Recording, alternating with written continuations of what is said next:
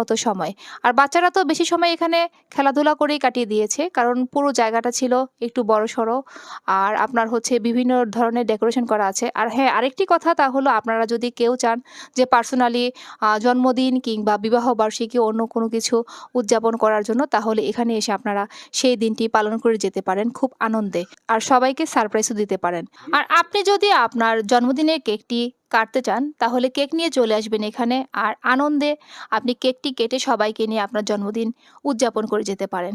আর food গার্ডেনে রয়েছে বাচ্চাদের জন্য বার্গার প্লাস হচ্ছে আপনার পাস্তা, ফুচকা, তারপর চিকেন ফ্রাই, ফ্রেঞ্চ ফ্রাই বিভিন্ন ধরনের খাবার। তো ফুড গার্ডেন রেস্টুরেন্টে গিয়ে রায়া আর রাদোয়া দুজনই খুব আনন্দ প্রকাশ করেছে। তো রায়া রাদোয়া দুজনই বারবার বাহিরের সাইডে চলে আসছিল। কারণ তাদের এখানে রয়েছে আপনার হচ্ছে গাছের নিচে সুন্দর করে ডেকোরেশন করা কিছু টেবিল রয়েছে, চেয়ার রয়েছে। আবার যারা